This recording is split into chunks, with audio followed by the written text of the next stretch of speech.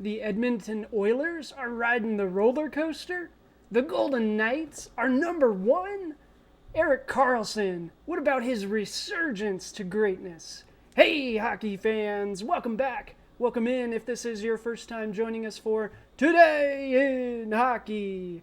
I'm Josh. This is the Hockey Flow, and today it's Saturday, November 5th, 2022, and that's right, another week is just about wrapped up in the NHL, so it's time. It's time for my Week 4 observations. That's right, we're going to walk through 3 storylines that have emerged and stood out to me from this week in the NHL. We're going to walk through all the hockey data, a lot of JFresh graphics, hockey stat cards, stuff like that. We're going to have a lot of fun, so stick around for that. If you do enjoy the content, take a moment, like the video, subscribe to the channel, helps us out a ton, and you want to be a part of the best hockey community on YouTube after all. I do appreciate you guys. You are the best. So all right, without further ado, taking a look at our agenda here. First up, the Oilers roller coaster ride. That's right.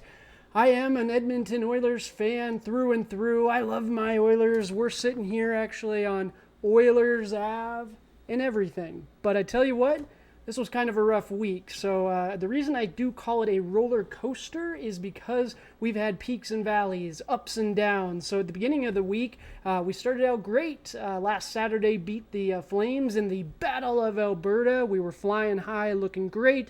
Then we continued the week by beating the Nashville Predators. We put up 7 goals. The offense was humming, and I tell you what, offense has not really been our issue. We'll get to our issues in just a moment. Then the Devils came to town, and I tell you what, they put up 2 goals in 7 seconds. Take nothing away from the Devils team, though. That is an excellent team. They are playing so well. They're kicking Calgary's butt tonight as we speak. Don't know exactly what the score is, but last I saw was 3-2, and they were flying again. So they are a really good team. The Oilers ran into them, and they're playing hot. Miles Wood put in a couple of goals, was sitting on a Hattie. My goodness, it was tough to watch, but we had a lot of fun. Thank you guys for joining me if you got the chance. We'll keep streaming games too, so be sure to check those out. But the game from an Oilers perspective was tough. We gave up 2 goals in 7 seconds. The defense was as porous as it's been all season. And then we end the week with the game today getting stomped by the Dallas Stars. 6-2 at home. The Stars, they got a great top line, right? And they do have some secondary scoring. We did a video calling out that first line. I believe that was last week's observation, so be sure to check that one out as well. I'll leave the link down in the description for you. But we knew that first line was going to be really good, and you know what? It wasn't even the first line that really beat us. Don't get me wrong, they did contribute a couple of goals, but Jamie Benn with the hat trick today really did get us. So we look at the Oilers team here.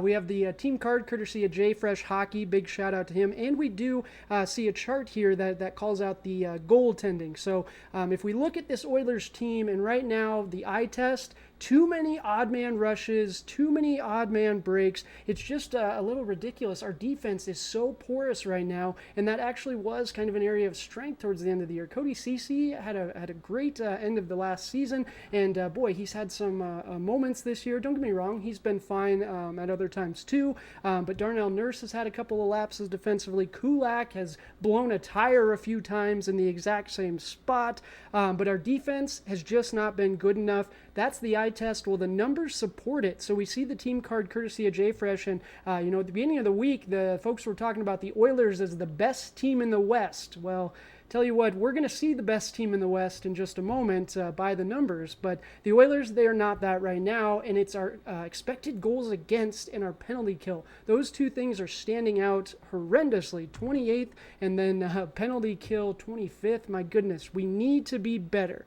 But then the Tendy spot. The Tendy spot is also a subject or a topic of conversation because Jack Campbell, Soupy, has not played very well. We're paying him all that money, $5 million a year, and he has not really lived up to it. He even said today after the game that he has not been good enough. The team has been playing really well. He needs to be better, and the numbers absolutely support that. We look at his running mate, Stuart Skinner. He's actually 5th in the league right now with 8.1 goals saved above expected. He is 5th in the league in that category, as opposed to Jack Campbell, who's 59th. And again, this is courtesy of JFresh Hockey. Big shout out to them. But he's at a negative 3.6. So he's not even saving the shots that he is supposed to. So that is something that definitely we're going to keep our eyes on. I'm not giving up on Soupy by any means. I still think he was a great signing. Give him time. Wayne Gretzky even talked about it too.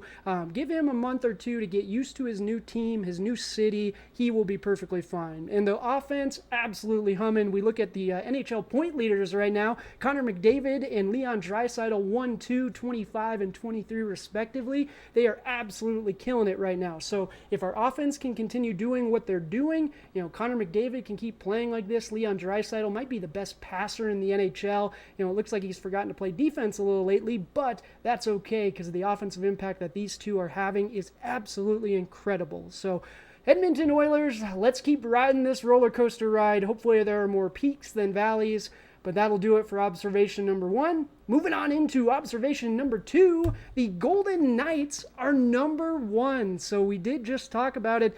The Edmonton Oilers are not the best team in the West. I tell you what, right now, by the numbers, the Golden Knights are the number 1 team in the NHL, not just the West. They do have 22 points right now, tops in the NHL with an 11-2 record. This week in particular, they're 4-0. My goodness, they had 2 overtime wins, and they did have wins versus the Sens and the Habs.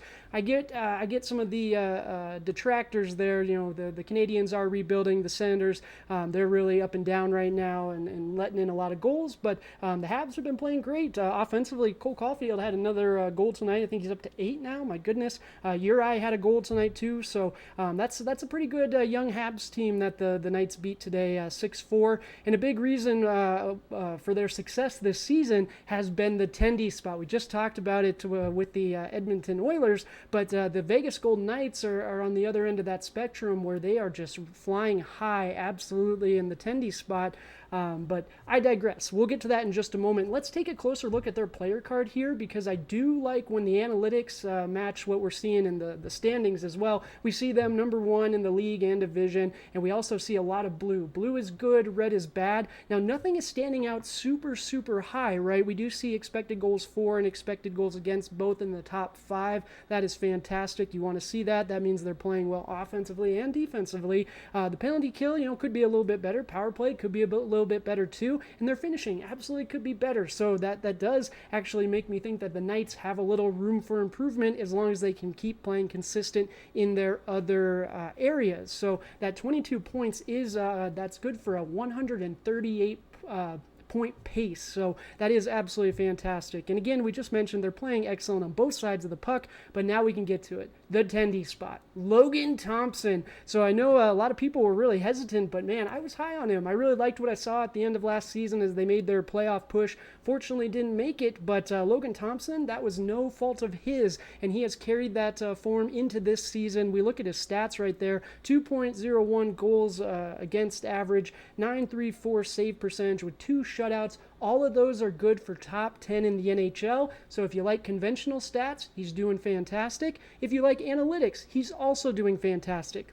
We look at the goals saved above expected leaders through November 5th, courtesy of JFresh Hockey again, and we see that he's coming in at number 6 right now with a plus 6.6, so that's absolutely fantastic. Logan Thompson, he is the man of the hour right now, and I really hope he keeps it up. I think he can. I think this Knights team can continue to rock and roll. And another big reason is the Jack Eichel resurgence. We're going to talk resurgence of another player in just a moment, but Jack Eichel, he is back, baby. My goodness, so far on this young season, he has 5 goals, 9 assists, good for 14 points, 1.72 game score, courtesy of Hockey Stat Card. And we also see that he hasn't had really any negative impact. If anything, it was his expected goals for was a little low, about 4 or 5 games ago, but his defensive numbers have all been very solid, and you love to see it, and he's still contributing excellently offensively. So Jack Eichel is back.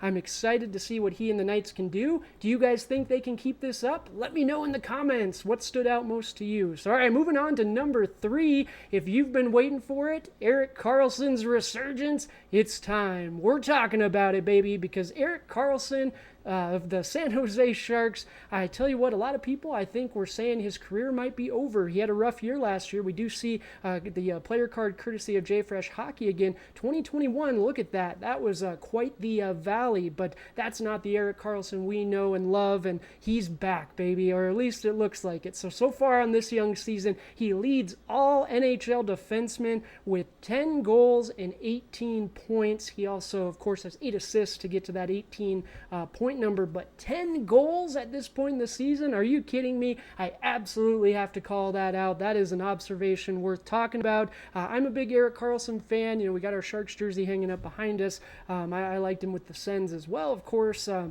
I should have hung that jersey up. Goodness. But Erik Karlsson, 10 goals so far, but he is shooting 26%. So I do expect that number to come back down to normal, because his career high, I don't think he cracked 10 at any point in a previous season. So 26%, it's fantastic. I don't think it's going to last, but he's playing a lot. He's essentially their number one offensive weapon right now with Timo Meyer's slow start to the campaign. He has picked it up of late, which is great. But we do see that expected goals per defenseman at 5-on-5 per shot attempt, and he is a huge part of why the Sharks are ranked number 4 at 3.7%, because he's having a fantastic season. He's making good choices with his shots, and those shots are getting on net, so absolutely fantastic. But we also look at his WAR, right? We're not just going to look at production. The production is what calls out the observation, but we also want to look deeper, right, in the analytics. And his WAR, it is interesting to see his projected WAR is only in the 57th percentile right now, and that is due in big part due to his defensive numbers have not been fantastic. He is an offensive defenseman, and we see that right there with him ranking in the 99th percentile. But he is a bit of a defensive black hole. That's not exactly what you're expecting Erik Karlsson to do for your team. And the San Jose Sharks are not necessarily a great team this year, and WAR is a stat that can be impacted by your team's performance as well. But his goals, expected goals for and expected goals against numbers are absolutely still solid. He's like 3rd or 4th on the Sharks, top defenseman on their team. But the big question, can he keep this up? How many goals is Erik Karlsson going to score this season? Let me know down in the comments. I love talking with you guys. I do appreciate you. But that's going to do it for our video today. That's our 3 observations from week 4. Be sure to check out previous week's observations. That way we can follow along as the season goes. See if we're on the right track or not. But I do appreciate you guys. Be sure to check out more videos. Be sure to hit that like button. Subscribe if you haven't. I appreciate you all. Until next time, hockey fans, cheers!